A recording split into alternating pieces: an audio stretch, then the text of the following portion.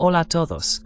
Hoy es martes, 16 de diciembre de 2025, y nuestro querido amigo John Helmer está aquí con nosotros. Bienvenido de nuevo, John. Gracias por invitarme, Nima. Es un placer estar de vuelta. Por favor, dale al botón de me gusta. Nos ayuda a llegar a más gente. John, déjame empezar por lo que ocurrió en Australia, en Bondi Beach, el tiroteo. Ahora mismo sabemos que fue un padre y su hijo disparando contra la comunidad judía allí. ¿Cómo ves este caso, este tipo de tiroteo, y las reacciones de, por ejemplo, Rusia y otros países importantes? ¿Y qué está ocurriendo en Australia justo después del tiroteo? En Australia, y también en Israel, se está hablando de que Hezbollah, Hamas e Irán están detrás de estos ataques. ¿Cuál es tu interpretación de eso?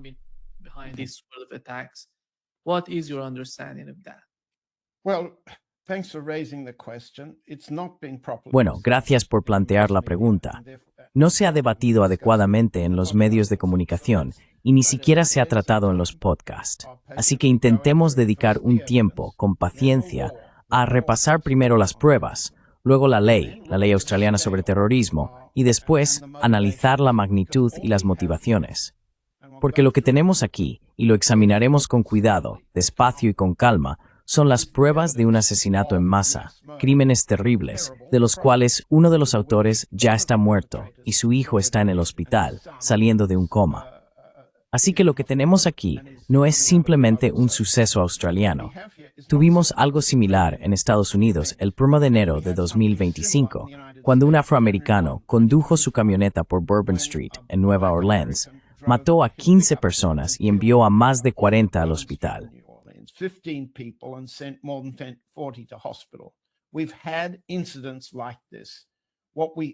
Hemos tenido incidentes como este antes. Lo que debemos entender es que, después del incidente, hay que ver cuáles son las pruebas, cuál es la ley y quién controla la narrativa, y con qué tipo de beneficio político. Beneficio para Israel, contra Irán, contra Hamas, contra los árabes, contra los musulmanes y así sucesivamente. Así que tomémoslo con calma y cuidado. ¿Cuáles son las pruebas aquí? Las pruebas indican que hay dos hombres. Un padre, de unos 50 años, me baso completamente en lo que dicen la policía y los funcionarios, y el hijo, Navid Akram, que está vivo, de unos 24 años. Sabemos ahora que 16 personas han muerto y que unas 22 están en el hospital, una o dos en estado grave. Sabemos, por la Organización de Inteligencia Australiana, que habían vigilado al hijo en 2019 y determinaron que tenía interés en doctrinas de tipo ISIS, pero no lo consideraron un riesgo de violencia.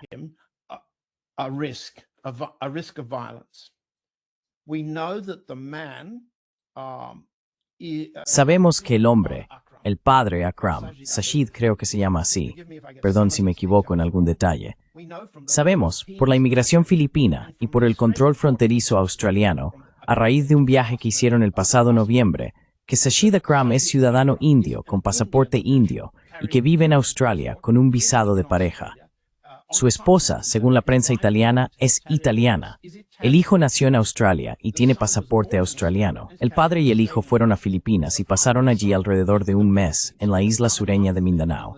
Puede que llevaran rifles. El hijo va o iba de caza por una razón u otra.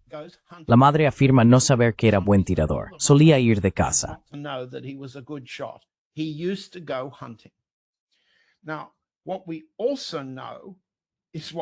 Ahora, lo que también sabemos es lo que no sabemos, es decir, lo que el gobierno no está diciendo. El lunes, la policía, el primer ministro de Australia, el primer ministro de Nueva Gales del Sur, Minns, el comisario de policía, un hombre llamado Lanyon, y el comisario de ambulancias ofrecieron una rueda de prensa. Es muy importante entender que cuando se le preguntó a Lanyon qué había ocurrido, él dijo, y estoy mirando mis notas para citarlo correctamente, he determinado que se trató de una actividad terrorista y he hecho una declaración en ese sentido a las 9:36 p.m. Ahora bien, cuando dice eso, se está refiriendo a una ley. Veamos la ley en Australia, lo que significa terrorismo. La ley de Nueva Gales del Sur se llama Ley de Terrorismo, Poderes Policiales de 2002. Refleja la ley federal. It copies what's the federal law. And I'll just read you what a terrorist act means Y voy a leeros lo que significa un acto terrorista. Significa una acción realizada con la intención de promover una causa política, religiosa o ideológica, y una acción llevada a cabo con la intención de coaccionar o influir mediante la intimidación al gobierno de la Commonwealth o de un Estado, territorio o país extranjero, o parte de un Estado, territorio o país extranjero, o de intimidar al público o a una parte del público. Ahora bien, eso es lo que significa terrorismo desde el punto de vista legal. ¿Estaban estas dos personas cometiendo terrorismo? El comisario de policía lo afirma, pero luego cuando se le pregunta, os leeré lo que dijo, en primer lugar señala que solo hay dos infractores, nadie más. Aparentemente actuaron solos y tenían derecho legal a portar todos esos rifles y armas de caza, 6 en total. Guns, 6 of them.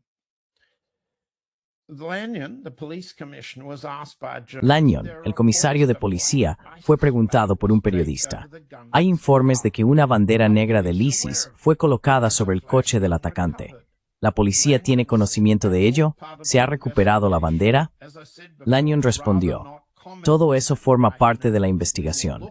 Como he dicho antes, prefiero no hacer comentarios al respecto por ahora. Analizaremos los motivos detrás del ataque. Creo que es realmente importante como parte de la investigación.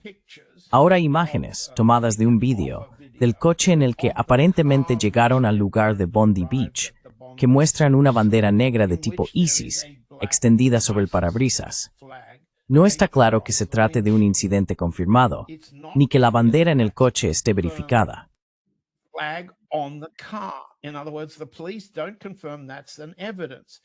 En otras palabras, la policía no confirma eso como prueba.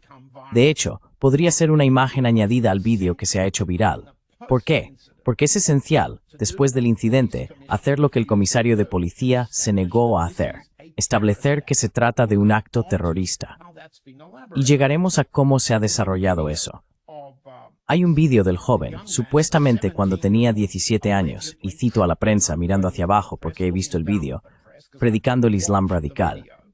Cuando se escucha lo que dice, no dice nada excepcional, salvo Dios es uno y Mahoma es su profeta, y os insto a todos a salir y predicar esta doctrina. No hay nada radical en eso. Lo dice en inglés.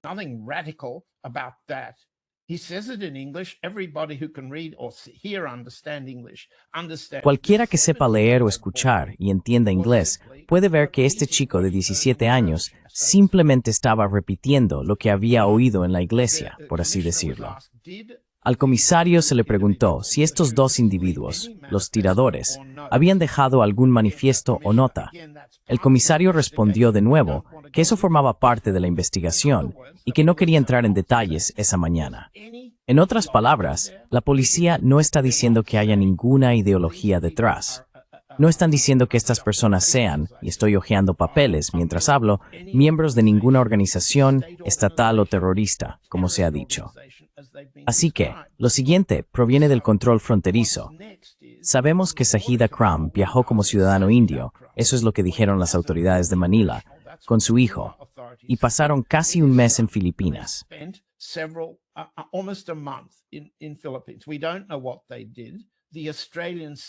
No sabemos lo que hicieron. Los australianos dicen, y esto es una proyección, que como Mindanao tiene una población musulmana, y ha habido allí importantes atentados terroristas organizados por musulmanes. No sé lo suficiente sobre la situación en Filipinas como para explicárselo a nadie. Esto es culpa por asociación. No hay información sobre lo que hicieron allí, ¿de acuerdo?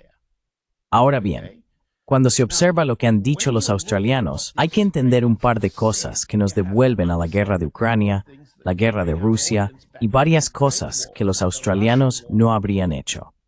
He escrito sobre esto en Dances with Bears, y para quienes duden de lo que tengo que decir o quieran saber más, lo abordaremos.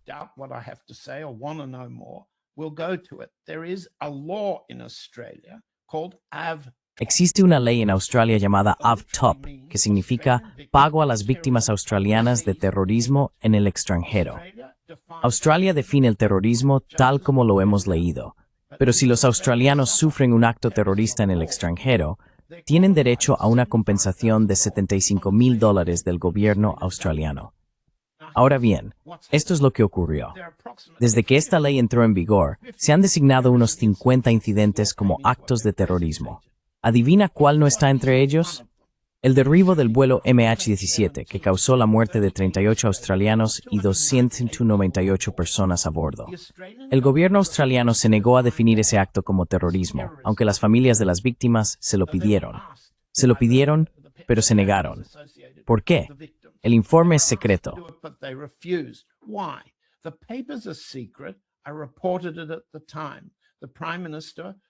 Lo informé en su momento. El primer ministro no quiso revelar lo que dijo el fiscal general. ¿Por qué? Porque si el terror o los asesinatos ocurren en el contexto de una guerra civil o como parte de una guerra, no se considera terrorismo. No estoy diciendo que no sea un crimen horrendo. No estoy minimizando las muertes. Simplemente digo que según la forma en que Australia entiende el terrorismo, el derribo del vuelo MH17 fue parte de una guerra civil o de una guerra en la que Rusia estaba implicada con Ucrania y los aliados de Ucrania, Estados Unidos, Gran Bretaña, Francia y la OTAN, como sabemos. Si eso no fue terrorismo, ¿quién lo decide? Pues bien, es una decisión política. ¿Ves? El primer ministro decide a su discreción. No pasa por el Parlamento, no hay debate público. By his discretion, it doesn't go to Parliament. There's no public debate. What's a terrorism act? Now, ¿Qué es un acto terrorista? Pues bien, el gobierno australiano decidió que el suceso de octubre de 2023, cuando Hamas salió de Gaza y atacó territorio israelí, se clasifica como terrorismo, no como autodefensa palestina. No se considera parte de una guerra entre los árabes e Israel, ni entre Palestina e Israel. Tampoco nadie en Australia ha sugerido que el ataque israelí contra Gaza, el ataque genocida contra Gaza, tal como lo ha definido la Corte Internacional de Justicia, sea un acto terrorista. Es un acto de guerra. Si los australianos, o que yo sepa los palestinos con doble nacionalidad australiana, resultan heridos o muertos en Gaza como consecuencia de la acción israelí, no se clasifica como otra cosa que no sea guerra.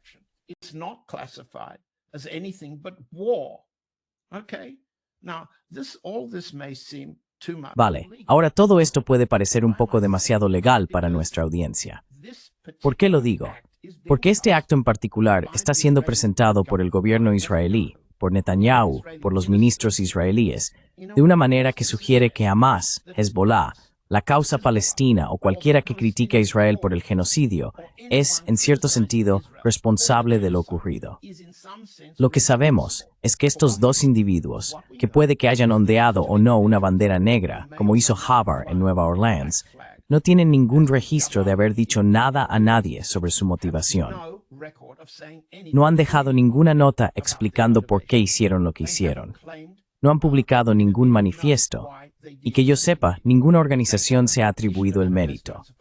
Es algo bastante diferente de todas esas otras acciones.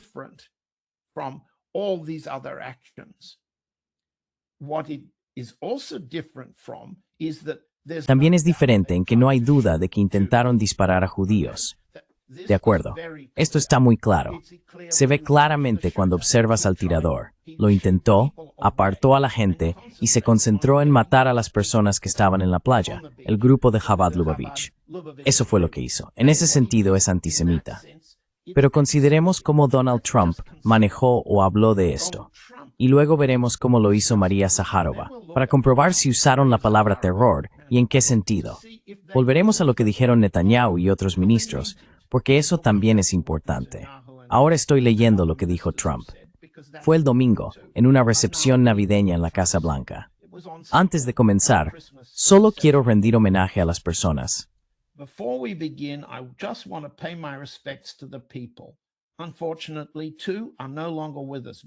Lamentablemente, 2 ya no están con nosotros. En la Universidad de Brown, 9 resultaron heridos y 2 nos miran ahora desde el cielo. Del mismo modo, en Australia, como sabéis, hubo un terrible ataque. 11 muertos, 29 gravemente heridos, y fue un ataque antisemita, evidentemente.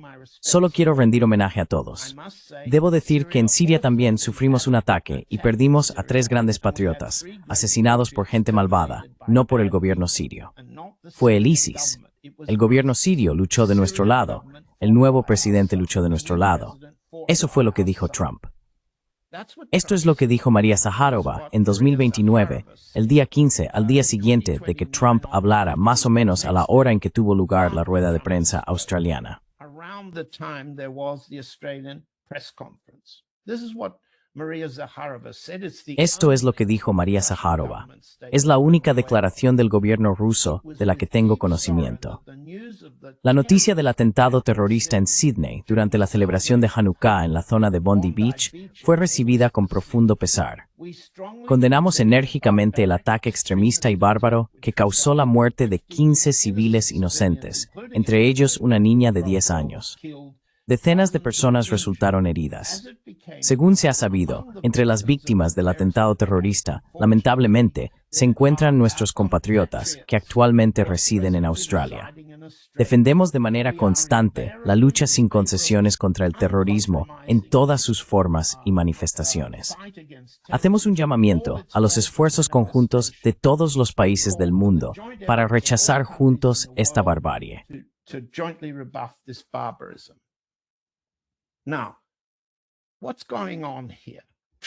Entonces, ¿qué está pasando aquí?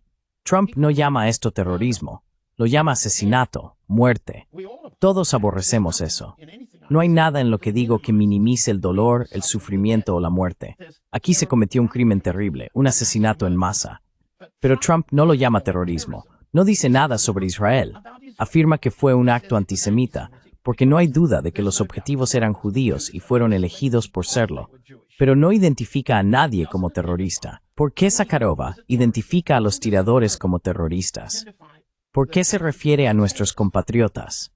¿Por qué hace que parezca que el terrorismo en Bondi Beach es lo mismo que el terrorismo en el Crocus City Hall, donde murieron varios cientos de personas?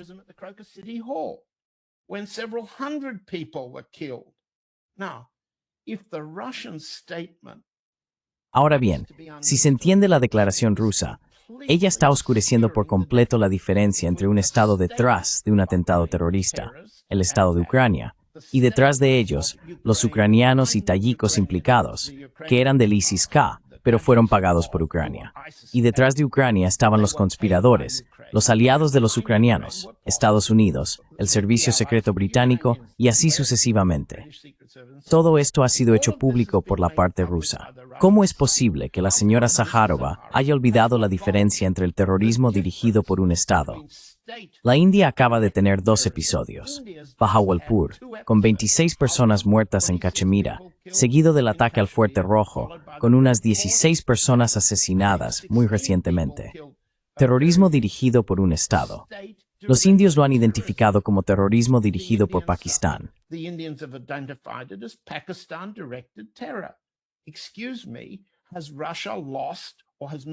Disculpe, ¿ha perdido Rusia o ha perdido la señora Zakharova la capacidad de distinguir la diferencia? Ahora bien, lo que ocurrió en Australia no es considerado por Trump como terrorismo. No lo es, primero.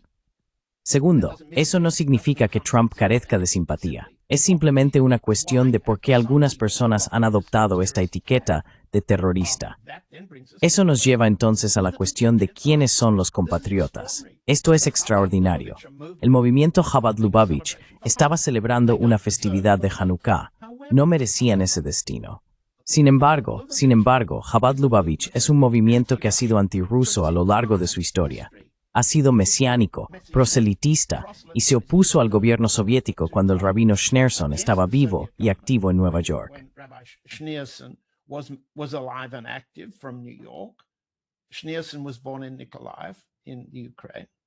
Schneerson nació en Nikolaev, en Ucrania. Este grupo dirige una organización llamada Amigos Libres de los Refugiados de Europa del Este. Es antirrusa. Sí, hablan ruso, pero se podría decir que son, al igual que Australia, lo que Rusia llama no amistosos. Bien, ahora, ¿por qué se les llama compatriotas? Se considera compatriotas a los generales blancos de la Primera Guerra Mundial, Wrangel y Udenich. Se considera compatriota a Vlasov, el general ruso que luchó del lado nazi. Por supuesto que no. Así que tenemos un problema con la declaración rusa. Interpreta mal las pruebas al tratar todas las formas de terrorismo y violencia como si fueran iguales cuando no lo son. Interpreta mal a los objetivos al considerarlos compatriotas cuando no lo son. ¿Por qué? Why? And the Russian side didn't issue any Y el lado ruso no expresó condolencias cuando ocurrió el ataque estadounidense en Nueva Orleans. También ondeaba, por así decirlo, una bandera negra del ISIS. No hay duda de que esa bandera estaba en el vehículo que causó las muertes en Nueva Orleans. ¿Convertía eso a esa persona en una entidad estatal? Por supuesto que no. ¿Un individuo trastornado y asesino? Sí. Bien, ¿qué hacemos con estos dos casos? Intentemos situarlo en una escala mayor, la escala del genocidio en Gaza, la escala de la contribución de Australia a todas las guerras libradas contra Afganistán. Australia se unió a Estados Unidos allí. Australia se unió a la guerra contra Irak. Australia se unió a la guerra contra Siria. Australia se unió y apoya a Israel en el genocidio, aproximadamente un 2%. Approximately 2%. I've done these numbers just to give you a sense of. He hecho estos cálculos solo para que te hagas una idea de la magnitud. Australia está pagando aproximadamente el 2% de su PIB, y con un salario medio australiano de $100,000 al año, eso es bastante. Cada australiano está pagando, según mis cuentas, unos $410 para matar rusos. En Ucrania, Australia es un país considerado hostil por hacer eso, y también para matar árabes en Oriente Medio. Ha tomado partido por Estados Unidos. Bien, ahora lo ha hecho sin una votación parlamentaria. ¿Por qué lo menciono? Porque se avecina un conflicto muy grande en Australia. Hay aproximadamente 1 millón de musulmanes, y esa cifra está aumentando rápidamente. Alrededor del 37% de ellos, según los datos del censo, son de segunda generación. Han venido de otro lugar, sus padres vinieron de otro lugar, y son muy jóvenes. Los siguientes grupos más numerosos proceden de Pakistán, Afganistán y Líbano. Pakistan, Afghanistan, Lebanon. Think about these countries. These are countries in which war has. Piensa en estos países, países donde se ha provocado la guerra. La gente huye de esas guerras y llega a Australia, Afganistán, Líbano, Bangladesh, Irak, Turquía, Irán, India e Indonesia. Estos son los principales países de origen de la población musulmana en Australia. Son alrededor de 1 millón. ¿Cuántas personas judías hay? Unas 110,000. Y su número está disminuyendo, al igual que su religiosidad, su compromiso religioso. Entonces, ¿qué tenemos? Tenemos un país que sin un voto parlamentario va a la guerra en Irak, Afganistán, Siria y Palestina, apoyando la destrucción de esos países, como hemos visto y comentado. Y 1 millón de personas se oponen a ello. Se oponen. Muchos de ellos, la mayoría, son jóvenes y salen a la calle. Most of them, a majority of them are young, and they go out in the street.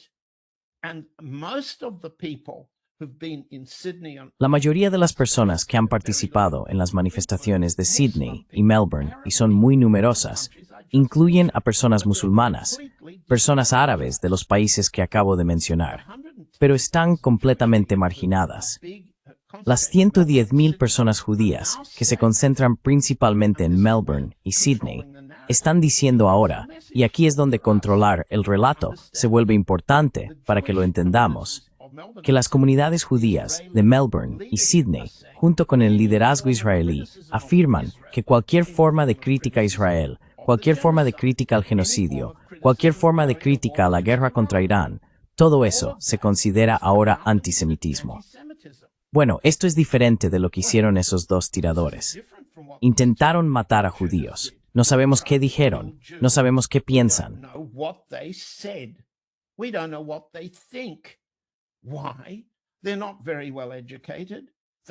¿Por qué? No están muy bien educados, no fueron a la universidad, no producen sus propias redes sociales, no dejaron notas, no hablan por sí mismos, son símbolos. Y nuestro problema como analistas, el problema para todos los que nos escuchan, es entender de qué son símbolos. Ahora bien, Trump no dijo que fueran símbolos de la defensa israelí, pero Netanyahu sí.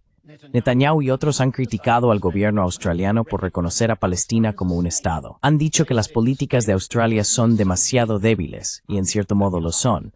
No voy a defender a Australia. Pero la posición israelí es que si, citando, aplacas a los palestinos, acabas en esto, todos los judíos sufrirán.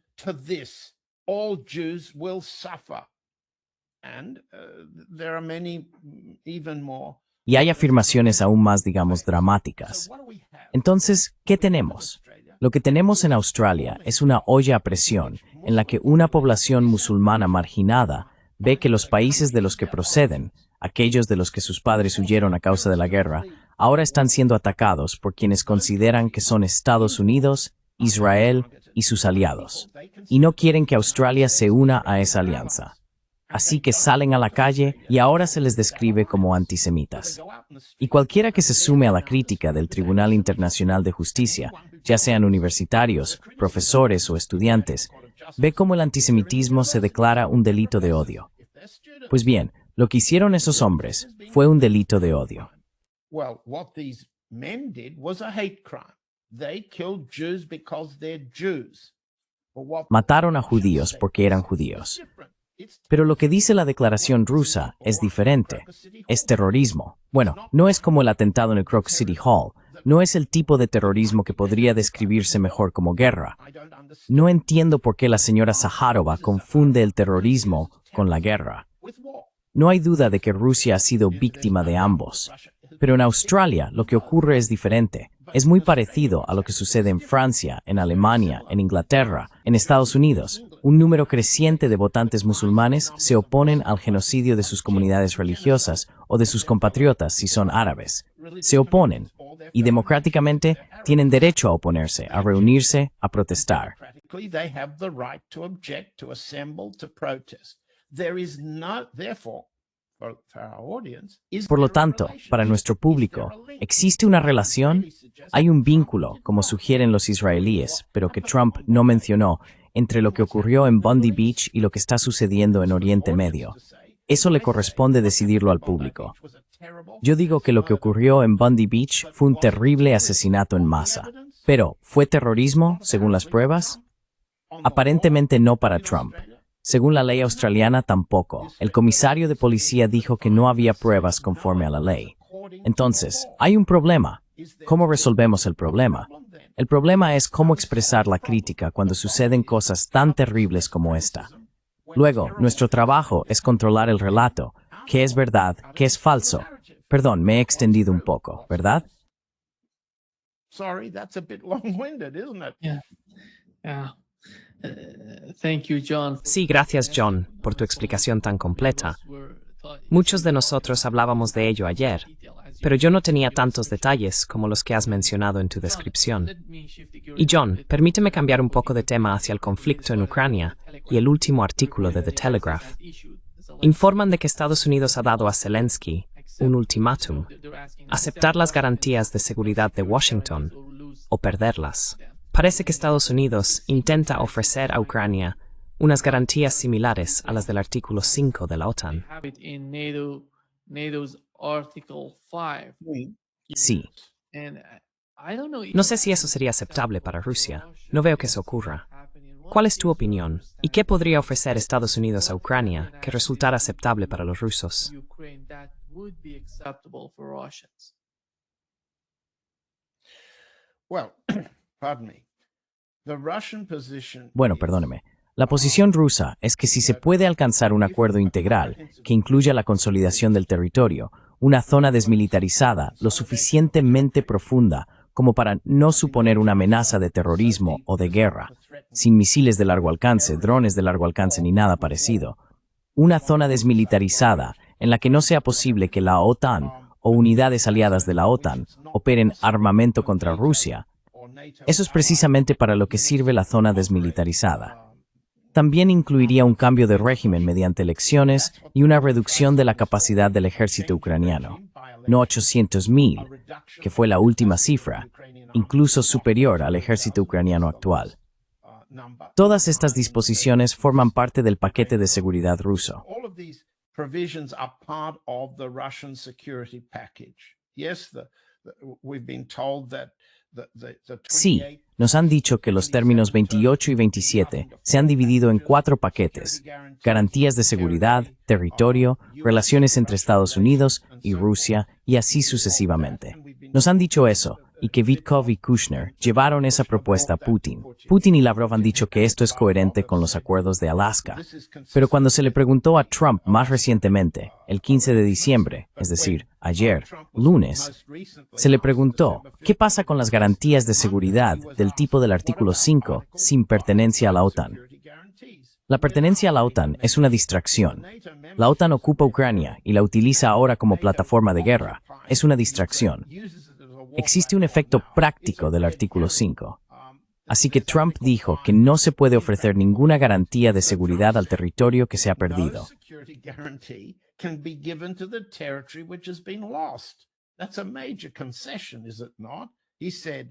Esa es una gran concesión, ¿no? Dijo que, para ser sincero, ya han perdido el territorio. En cuanto a una garantía de seguridad, estamos trabajando en ello. Europa sería una parte importante de eso. Estamos trabajando con Europa. No queremos que la guerra vuelva a empezar. Creo que, según lo que dijo Trump ayer, hemos avanzado mucho en lo que respecta a Rusia y Ucrania. Y luego él elimina la concesión de tiempo. ¿Recuerdas que se suponía que debíamos llegar a un acuerdo antes de Navidad? Bien, ha eliminado eso. Ahora no hay límite de tiempo. El límite es cuando lo consigamos. Estamos avanzando. Entonces el periodista pregunta, ¿ha hablado directamente con Putin? Sí, lo he hecho. Él no lo ha hecho. Se refiere al camino.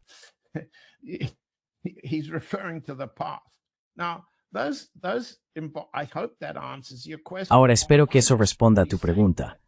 Por un lado, lo que él está diciendo es que no puede permitirse una derrota de Estados Unidos en Ucrania. En la medida en que ha traído al general Grinkovich, el comandante supremo aliado que estaba en la mesa cuando Vitkov estaba allí, eso nos dice algo. Cuando tienes a un alto mando militar estadounidense en la mesa ahora, el otro bando, realmente ahora dirigido por Merz, el pequeño canciller de Alemania, con un 28% apoyo popular, el pequeño canciller está dirigiendo la oposición, la guerra contra Rusia. El general dice, vais a perder más. Y nuestro bando está preparado para ofrecer garantías de seguridad a lo que quede. A lo que quede.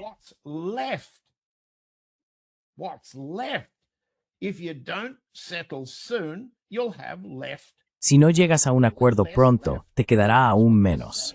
Eso es lo que dicen. Y me parece que Trump tiene cada vez más claro que se enfrenta a una derrota, a menos que consiga que los ucranianos aprueben algo que parezca, bueno, increíble, una no derrota para él. Pero no nos engañemos pensando que ha habido algún cambio maravilloso en la política estadounidense. El general Donahue, que dirige el ejército de Estados Unidos en Europa y Oriente Medio, dijo hace apenas unos días que el ejército estadounidense, cito, siempre liderará en Europa, en particular el ejército. Nadie puede reemplazar a las legiones romanas. Si quieres ganar, tienes que poner gente sobre el terreno. Eso.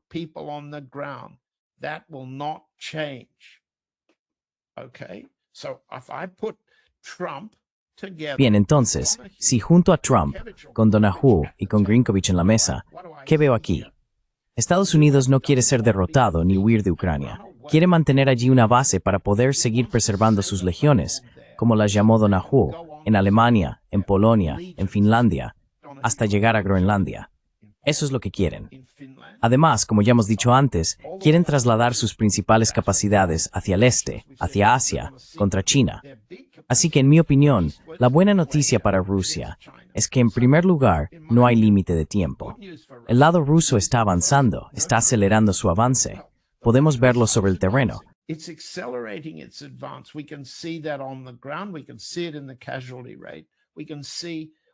Podemos verlo en la tasa de bajas. Podemos ver todas las pruebas de ello. Si no hay un plazo, Rusia seguirá avanzando hacia el oeste. Y el presidente Putin lo ha dicho más de una vez. Si no logramos estos objetivos de seguridad por la vía diplomática, y estamos abiertos a hacerlo, los tomaremos por la fuerza. Y eso es lo que está ocurriendo. Entonces, ¿he respondido a la pregunta? Creo que es positivo, solo en el sentido de que Trump está cubriendo su retirada con los únicos medios militares de los que dispone. Los medios políticos requieren que Zelensky y Merz tiren la toalla, de lo contrario, se quedarán desnudos. Y Trump no quiere eso. El general Donahue no quiere Alemania desnuda.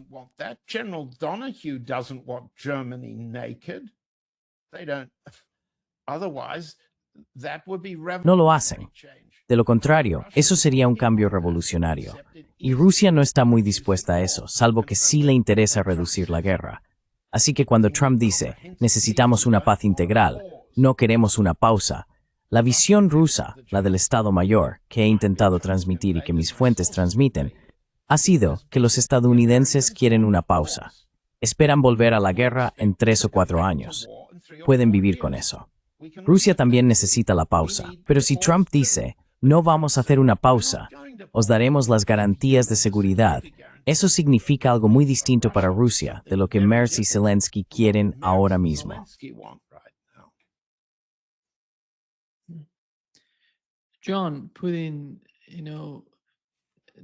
John, al combinar la estrategia de seguridad nacional de Estados Unidos con lo que Político mencionó sobre el C5, no considerar a Europa como parte de la nueva mentalidad en Washington, están hablando de algo que no sé cuán realista sea, pero ahí está. Lo informó Político, y por eso, en mi opinión, es importante. Ya sabes, están hablando de Rusia, China, India, Japón. Esos 5, China, Rusia, India, Japón, y el quinto se me acaba de escapar. Pero los europeos no forman parte de eso.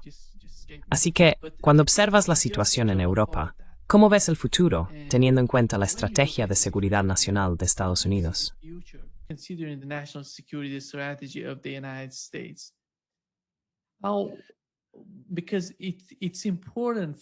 Porque es importante para el futuro de Europa, por lo que tienen en mente cuando se reúnen y hablan sobre la situación en Ucrania. Ven más allá de lo que ocurre allí y piensan en cómo perciben el comportamiento de Estados Unidos a largo plazo. ¿Qué quieren de Estados Unidos? ¿Qué quieren de Rusia, de China? ¿Y cómo se ven a sí mismos sin todas esas superpotencias, dependiendo de ellas y al mismo tiempo intentando ser una especie de potencia por sí mismos? ¿Sigue siendo así en su mente o ya no les importa eso?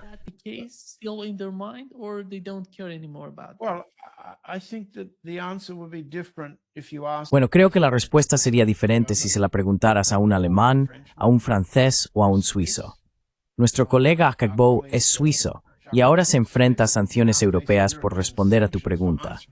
Quizá volvamos a eso más tarde. Porque lo único que tienen en común es la creciente represión de las opiniones críticas.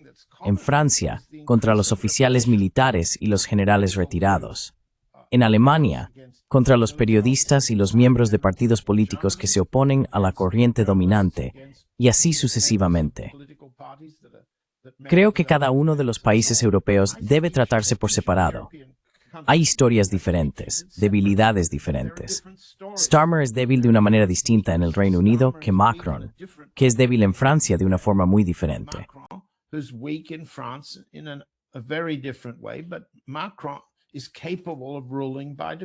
Pero Macron es capaz de gobernar por decreto, algo que ya hemos mencionado antes.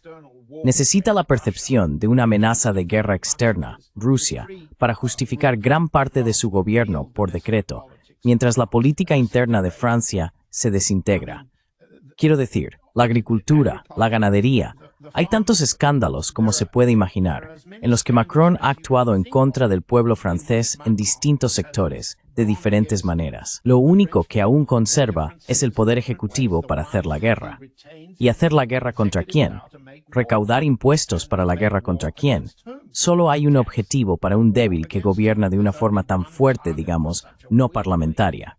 Esa es la historia francesa, no es la historia británica. That's the French story. It isn't the British story. In the British story, how can we explain? En la historia británica, ¿cómo podemos explicarlo? Durante la última semana, como sabes, como entiende nuestro público inglés, se ha llegado a la conclusión de todos estos años desde 2018 de la historia del Novichok, con un informe del gobierno británico que culpa al presidente Putin de haber autorizado personalmente, o al menos de tener responsabilidad moral, por lanzar un ataque de guerra química contra Gran Bretaña en marzo de 2018. Ahora, casi todo el mundo en Inglaterra o bien cree eso o guarda silencio cuando se publica la versión oficial. Y todos los medios piensan de esa manera. Inglaterra, bueno, el Reino Unido, está totalmente adoctrinada, se podría decir, por la idea de que Rusia es el enemigo. Y así tenemos una historia diferente sobre cómo el primer ministro Starmer se moviliza contra ese enemigo. against that enemy. And I think that the German situation is different, the Dutch situation. Creo que la situación alemana es diferente. La situación neerlandesa es diferente. ¿Cómo se unen? Pues de dos maneras. Trump amenaza a cada uno con castigos arancelarios a menos que se unan. Necesitan sentir que pueden alimentar la política de guerra de Trump, que consiste en compraremos armas a cambio de protección arancelaria. Se puede hacer el cálculo. Estoy seguro de que lo hacen en cada país. La protección arancelaria, el alivio frente a las amenazas arancelarias de Trump, se paga comprando armas para su uso en Ucrania. Así que cada país europeo tiene su propio problema particular, y la Unión Europea tiene el problema general de negociar con la extorsión comercial de Trump, el comercio como arma. Eso, a su vez, alimenta el aumento del 5% de la OTAN. The NATO 5% increase. And we've been through what the NATO 5% increase means for. Y ya hemos analizado lo que significa el aumento del 5% de la OTAN para cada uno de estos países. Es básicamente un sistema de protección. Pagamos más, nos permitís comerciar más, restamos lo que os pagamos de lo que ganamos con vosotros y con un poco de suerte salimos ganando. Solo que las opiniones públicas europeas no salen ganando. Entonces, ¿cómo se les convence para que sigan votando? No se puede. Así que lo que tenemos es represión, extorsión, engaño. Represión. Así es la situación para los europeos. Mientras tanto, diría que la percepción de que Merz, Starmer y Macron se reúnen y se dan la mano con Zelensky para resistirse a concesiones irrazonables a los rusos por parte de Trump es un circo, una fantasía, que Rusia resolverá en el campo de batalla. ¿No estás de acuerdo con eso? Do you disagree with that? I mean,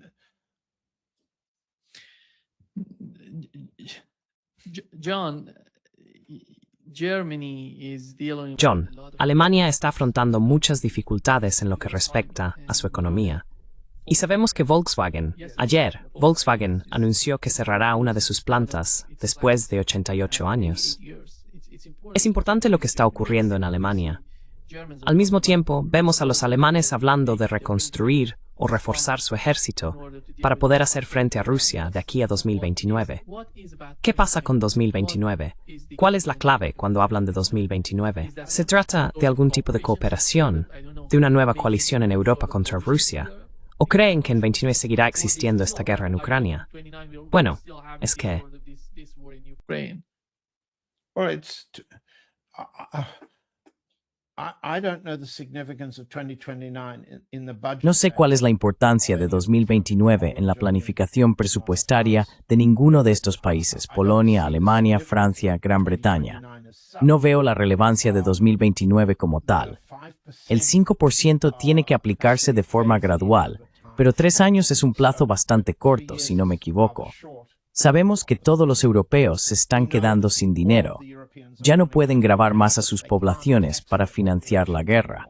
Así que quieren apropiarse de los activos rusos y convertir los activos soberanos, los 300.000 millones de dólares más o menos, en garantía o préstamos directos a Ucrania para financiar lo que Europa no puede permitirse. Ahora bien, eso es una admisión de que las poblaciones europeas no serán gravadas más para continuar una guerra perdida. To continue a losing war. Will they agree to continue? ¿Aceptarán continuar la guerra contra Rusia, remilitarizando la economía alemana, la británica y así sucesivamente? Cada país será diferente, y no puedo predecir cómo se desarrollará eso. Una gran y masiva derrota en Ucrania podría tener un efecto de choque en la opinión pública. Podría, por así decirlo, revertir todos los logros de la propaganda. No parece probable que haya un impacto tan grande, pero si solo estamos pensando en esto y pensando en nuestro propio público de podcast, las audiencias de podcast buscan el impacto, ¿verdad? Ganamos o perdemos, hay sangre en el suelo, es emocionante. Zelensky ha caído, Budanov ha desaparecido. Budanov has disappeared. This sort of excitement. Este tipo de entusiasmo puede invertir la percepción de quién gana y quién pierde. ¿No es así? Así que, si Trump está calculando, junto con sus generales del Pentágono, su secretario del Ejército, el vicepresidente Vance y los demás, que no debe haber ningún sobresalto, ninguna retirada de Kabul, ninguna evacuación de Saigón, Un sobresalto, de hecho, generaría aquello que les preocupa. Tanto una pérdida demostrable de confianza en Trump dentro del país antes de las elecciones de mitad de mandato, como una pérdida demostrable de confianza en cada uno de esos gobiernos, algunos más cerca de elecciones que otros. Por tanto, evitar el sobresalto y distribuir el gasto para que el crecimiento del empleo parezca más viable serían, al parecer, los objetivos. These would seem to be the targets. I think we've said it before. Creo que ya lo hemos dicho antes. No entiendo muy bien por qué o cuándo los medios de comunicación de masas en cada uno de estos países se enfrentarán al posible impacto de la derrota.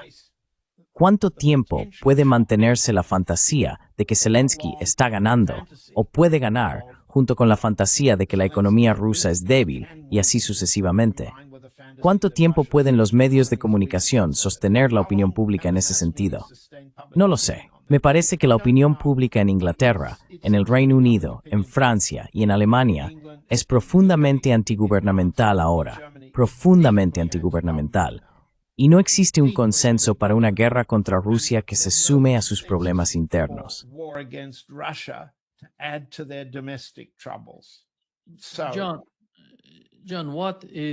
John, lo que es importante, en mi opinión, sobre 2029 es que sabemos que para entonces Donald Trump ya se habrá ido. Ya no estará en el poder en Estados Unidos. Eso podría llevar a alguien como Joe Biden al poder. No te refieres a Joe Biden, te refieres a alguien más saludable. Sí, me refiero a alguien como Joe Biden.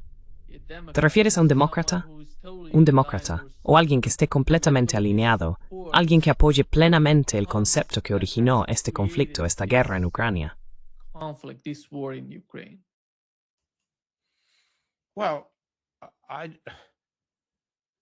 Bueno, esa es una explicación de por qué 2029 menos Trump significa menos algo que Rusia aceptaría.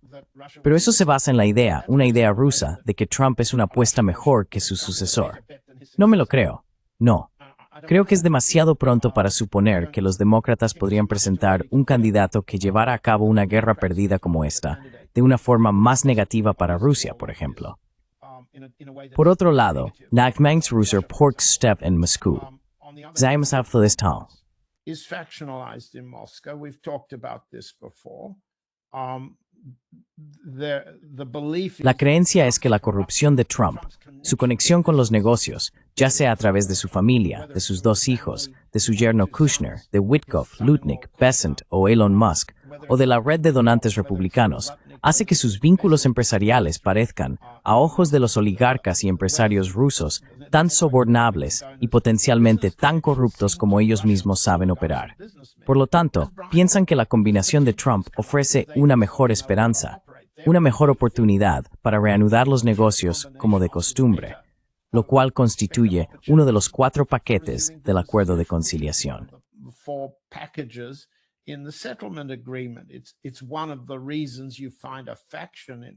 Es una de las razones por las que existe en Rusia una facción dispuesta a considerar la privatización de las reservas soberanas y convertirlas en un fondo de inversión común. Eso no es un consenso bajo Putin, tampoco es el consenso de Putin, pero sí una opinión en Rusia después de 2028. Y tengamos en cuenta que el propio Trump no ha descartado exactamente la posibilidad de volver a presentarse.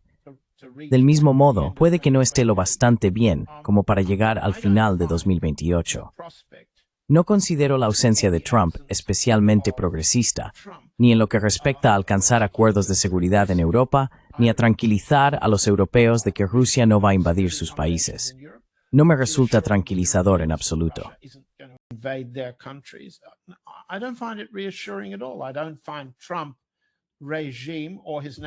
No estoy tan tranquilo como muchos piensan que esa estrategia inspira. Creo que no es más que disfrazar una retirada de posiciones perdidas para concentrarse en las ganadoras, y aún así representa una enorme extorsión en todo el mundo. Amenaza a la India, amenaza a China, amenaza sobre todo a Rusia, pero el resto de los países también están amenazados.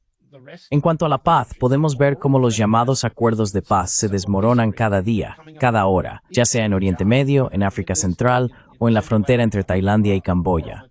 Son altos el fuego sin sentido. No veo a Trump como una gran oportunidad. No veo 2029 como una oportunidad predecible en absoluto. Pero ¿quién crees tú que sí la ve así? Who thinks it's an opportunity, do you think? Actually, I literally En realidad, literalmente, no lo sabemos. Sabemos que, al menos en Estados Unidos, pudieron de alguna manera... No, en mi opinión hay una diferencia entre Donald Trump y Biden, ya sabes, y su administración. Pero después de todo, al observar la estrategia de seguridad nacional de Estados Unidos, creo que todo es lo mismo. Verás, es un juego de suma cero. Estoy de acuerdo contigo. Estoy totalmente de acuerdo. La visión general sigue siendo la misma. No cambia tanto.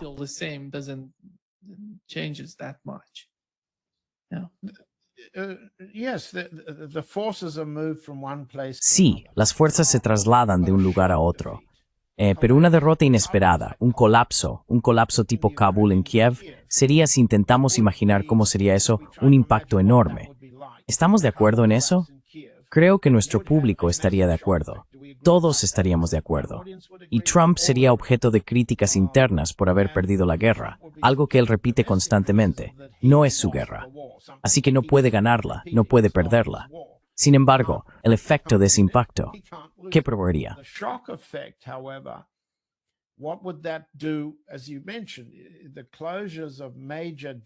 Como mencionaste, el cierre de las principales industrias alemanas y su traslado a zonas más baratas donde el gas y la energía rusos son más accesibles, benefician a China, benefician a la India.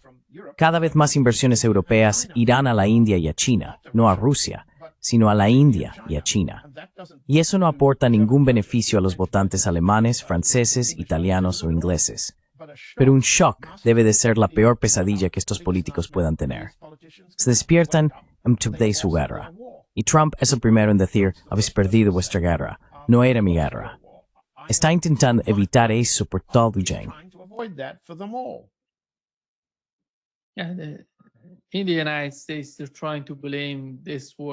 En Estados Unidos, están intentando culparse unos a otros por la derrota en Ucrania. Y ves a Donald Trump en su entrevista reciente hablando de que la clave era Crimea, el caso de Crimea. Obama perdió Crimea porque está intentando restar importancia a lo que está ocurriendo. Esto es lo que significa la política interna. Por eso Putin dice que la situación interna en Estados Unidos está afectando a su política exterior. Todo depende de este tipo de lucha entre demócratas y republicanos. Al fin y al cabo, es increíble lo que está ocurriendo ahora. Muchas gracias, John, por acompañarnos hoy. Ha sido un gran placer. Thank you so much, John, for being with us today. Great pleasure. Gracias por invitarme, Nima. Siempre. Una semana es mucho tiempo en política, así que veamos qué pasa la próxima semana.